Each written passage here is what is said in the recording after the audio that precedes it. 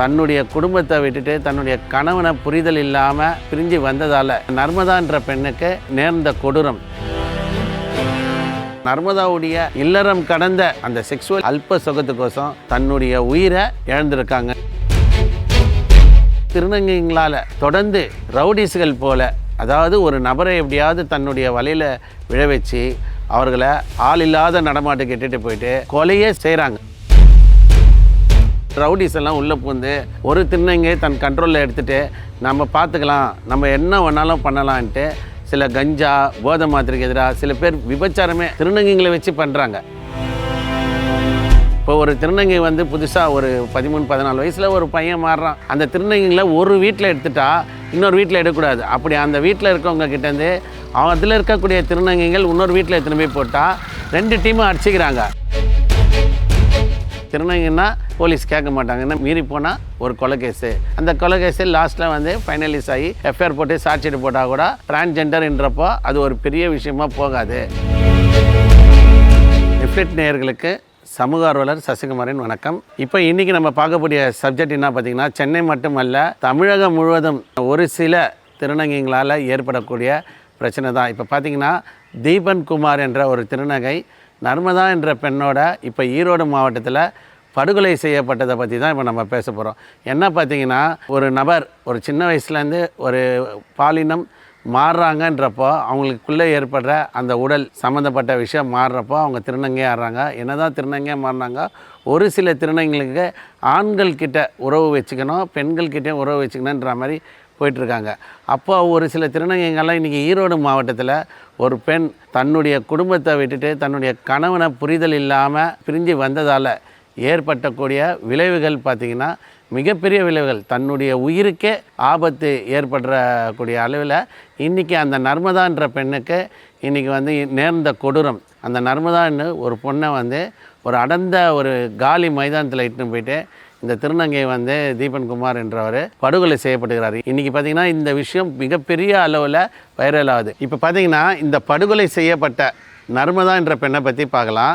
இப்போ இவங்க குடும்ப வாழ்க்கையில் தன்னுடைய கணவனை மிஸ் அண்டர்ஸ்டாண்டிங் பண்ணிவிட்டு ஏதோ ஒரு காரணத்தால் வெளியில் வராங்க. அதுக்கப்புறமும் பார்த்திங்கன்னா இன்னொரு ஆணோட தொடர்பு ஏற்படுது. அந்த ஆண் கூடயும் அண்டர்ஸ்டாண்டிங் ஏற்படாத காரணத்தில் நர்மதான்றவங்க பஸ்ஸில் போயிட்டுருக்கப்போ இந்த தீபன் குமார் யாசகம் கைத்தட்டி எல்லார்கிட்டையும் காசு கேட்பாங்க. அப்போது பஸ்ஸில் ஏற்பட்டக்கூடிய ஒரு சில நேரங்களிலே இவங்க நட்பாயிடுறாங்க. இந்த 2 பேருக்குள்ளே ஏற்பட்ட நட்பு காரணமாக 2 பேரும் என்ன பண்ணுறாங்க, இப்போ தான் நம்ம பார்க்க வேண்டிய ஒரு சப்ஜெக்ட் இருக்குது. ஒரு பக்கம் தீபன் குமார் என்றவர் ஆணாக இருந்து திருநங்கையாக மாறிட்டார். இப்போ இந்த நர்மதான்றவங்க கல்யாணம் ஆகி புருஷன் கூடயும் செட் ஆகலை. அதுக்கப்புறம் பார்த்திங்கன்னா இன்னொரு வாலிபர் இருக்கார், அவர் கூடயும் செட் ஆகலை. அதுக்கப்புறம் அவங்களுக்கு எந்த நோக்கத்தில் இப்போ இந்த தீபன் குமார் கூட சேர்ந்தாங்கன்றது நம்மளுக்கு வெளிச்சமாக தெரியுது. இப்போ எதனால் இவங்க பண்ணுறாங்கன்றதை நம்ம வந்து இப்போ முழுசாக பார்க்க போகிறோம். என்னென்னா, ஒரே நாளில் பஸ் ஸ்டாண்டில் பழக்கம் ஏற்பட்டு அவங்க கூடயே சுற்றிட்டு தீபன் குமாரை நம்பி, அந்த திருநங்கையை நம்பி நர்மதா வந்து ஒரு கால் டாக்ஸியில் புக் பண்ணி தனியாக ஒரு சந்திக்கணுன்ற நோக்கத்தில் ஒரு யாருமே இல்லாத இடத்துல அவங்க போயிருக்காங்க. போனவுடனே இவங்க 2 பேர் தனிமையில் இருக்கணுன்ற நோக்கம் தான். அப்போ நர்மதாவுடைய டார்கெட் என்ன பார்த்திங்கன்னா, இல்லறம் கடந்த தாண்டி ஒரு உறவு அந்த செக்ஸுவலில் அடிக்ட் ஆனதால் தான் இத்தனை ஆண்கள் அவங்களுக்கு தேவைப்பட்டதுன்றது தான் மறைக்க முடியாத உண்மையாக இருக்குது. 2வது பார்த்திங்கன்னா, ஒரு திருநங்கை கிட்டே போயிட்டு அன்றைக்கி இரவில் போக வேண்டிய அவங்களுக்கு காரணம் என்ன, இப்போ இரவில் யாருமே இல்லாத இடத்துல ஒரு ட்ராவல்ஸில் புக் பண்ணி அந்த இடத்துக்கு போய் இன்றைக்கி அந்த ஒரு சின்ன அல்ப சுகத்துக்கோசம் தன்னுடைய உயிரை இன்றைக்கி இழந்திருக்காங்கன்றது தான் உண்மையான விஷயம். தொடர்ந்து பார்த்திங்கன்னா இப்போ நம்ம ஸ்டார்டிங்லேருந்து பார்த்திங்கன்னா ஈரோடு மாவட்டத்தில் இது நடந்த மாதிரி திருநெல்வேலியில் 3 மாதத்துக்கு முன்னாடி விஏஓ அவரும் ஒரு நல்ல அரசு ஊழியர், அவரும் திருமணம் ஆகிட்டு அதுக்கப்புறம் ஒரு திருநங்கை கிட்ட ஒரு இல்லீகல் கான்டாக்டாக வச்சுக்கணுன்றதுக்கோசம் தான் 2 திருநங்கைகளை நம்பி ஒரு ஆள் இல்லாத இடத்துல போயிட்டு தனிமையில் இருந்து அவருடைய நகை பணம் எல்லாமே அவர் வச்சுருந்தது வாட்ச் முதல் கொண்டு செயின் முதல் கொண்டு எல்லாமே எடுத்துகிட்டு அவரை படுகொலை பண்ணிக்கிறாங்க. இது வந்து தொடர்கதையாக மாறிட்டே இருக்குது. என்னென்னா, இப்போ ஒரு சில திருநங்கைகளுடைய இந்த கொடூரமான செயல்கள் இப்போ நீங்கள் வந்து கடந்த 5 ஆண்டுகள் எடுத்துட்டிங்கன்னா 30க்கும் மேற்பட்ட திருநங்கைகள் இன்றைக்கி கொலை வழக்கில் கைதாகிருக்காங்க. அப்போ இதுக்கு என்ன காரணம் பார்த்திங்கன்னா, இரவு நேரத்தில் அதிகப்படியாக ஒரு சில திருநங்கைகள் பக்காவாக விபச்சாரத்தில் ஈடுபடுறாங்கன்றது நம்மளுக்கு தெளிவாக தெரியுது. என்னென்னா ஒரு சில திருநங்கைகள் வந்து பார்த்திங்கன்னா யாசகம் என்ற பேரில் பிச்சை எடுத்து தன்னுடைய வாழ்வாதாரத்தை வைக்கிறாங்க. ஒரு சில திருநங்கைகள் வந்து அரசு ஊழியர் வேலையிலே இருக்காங்க. ஒரு சில திருநங்கைகள் பொறுப்பற்ற முறையில் இருக்காங்க. ஆனால் ஒரு சில திருநங்கைகளால் தொடர்ந்து ரவுடிஸ்கள் போல், அதாவது ஒரு நபரை எப்படியாவது தன்னுடைய வலையில் விழ வச்சு அவர்களை ஆள் இல்லாத நடமாட்டுக்கு இட்டுட்டு போயிட்டு அவர்கள்கிட்ட இருக்க எல்லாத்தையும் பறித்து கொண்டு கொலையே செய்கிறாங்க. அப்போ பார்த்திங்கன்னா இந்த கொலை நடக்கிறதுக்கு காரணமாக இருக்கிறது முக்கியமான விஷயம் என்னென்னா, பல பகுதியில் ஆள் நடமாட்டம் என்பதே கிடையாது.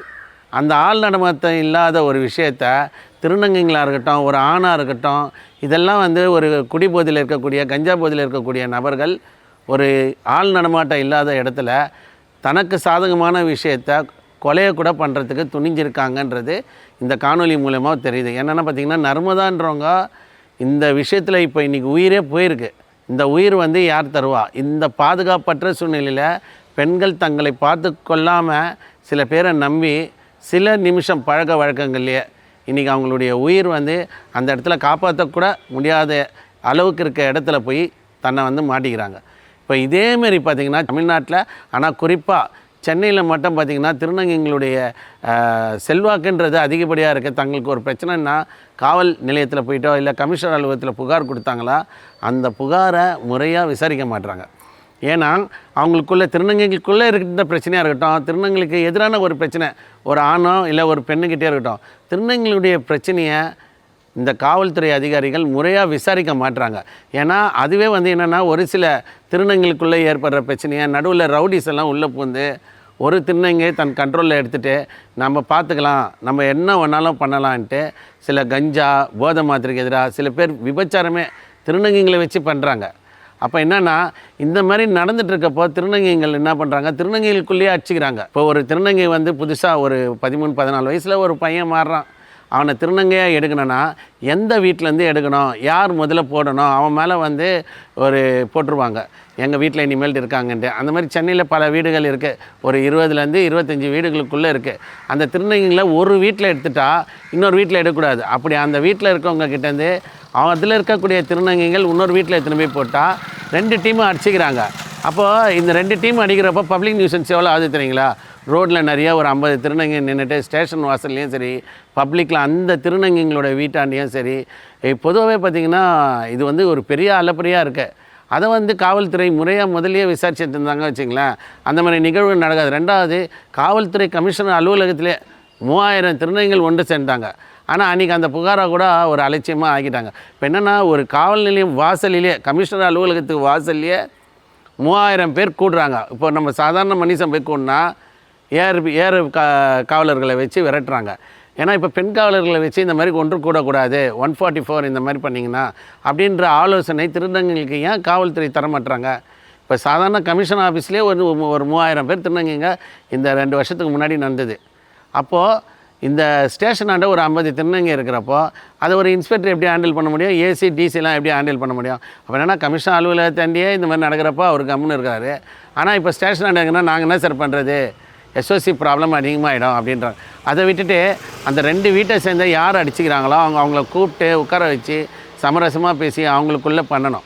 ஏன்னா இப்போது சமீபத்தில் திருநங்கைகள் ஒரு சில திருநங்கைகள் சொல்கிறேன், ரவுடிஸில் டீமோடு சேர்ந்து ரவுடிசம் ஓவர் ஆகுது. இதை உன்னிப்பாக காவல்துறை அதிகாரிகள் தயவுசெய்து பாருங்கள். திருநங்கைகளுக்குள்ளே இருக்கிற மோட்டிவேஷன் சில ரவுடிஸை எடுத்து எதிர்காலத்தில் இப்போ இன்றைக்கி திருநங்கைகளால் ஒரு சில பேர் படுகொலை வராங்க. இரவு நேரத்தில் சொல்கிறேன், நான் விபச்சாரம் இல்லை, இரவு நேரத்தில் தன்னுடைய ஆசைக்கு இணங்க சொல்லி ஏதோ ஒரு பைக்கில் போகிறோன்னா கைத்தட்டி இட்டுட்டு போயிட்டு ஆள் நடமாட்டம் இல்லாத இடத்துல அவங்ககிட்ட இருக்கிற பொருள்லாம் பிடிங்கிட்டு கொலை பண்ணுறது நான் சொல்லலை. திருநங்கைகளுக்குள்ளேயே நிறைய பிரச்சனை இருக்குது.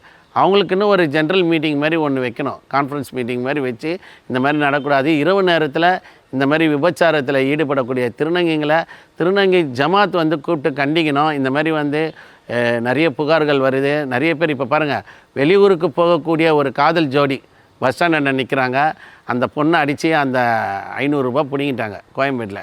அது கூட நம்ம இந்த காணொலியில் சொல்லியிருக்கோம் முதல்லையே. என்னென்னா, அந்த மாதிரி ஊருக்கு போகிறவங்க, ட்ரெயினில் போகிறவங்க, பொதுவாகவே வழியில் வந்து திருநங்கைன்னா எல்லார் மேலேயும் பயம் இருக்கணுன்ற மாதிரி ஒரு சில திருநங்கைகள் குறிப்பாக நம்ம சொல்கிறேன், எல்லா திருநங்கைகளும் இது பண்ணுறது கிடையாது. நிறைய திருநங்கைகள் அரசு ஊழியர் வேலைக்கு செல்கிறார்கள்.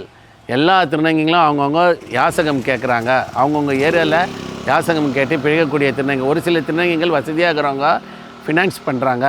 நம்ம எல்லா திருநங்கையும் சொல்கிறதுக்கு இல்லை. ஒரு சில திருநங்கைகளால் மக்களுக்கு அச்சுறுத்தலில் இருக்க, குறிப்பாக ரவுடிகளோடு சேர்ந்து இன்றைக்கி திருநங்கைகள் கொலை செய்ய திட்டமிட்டிருக்காங்க.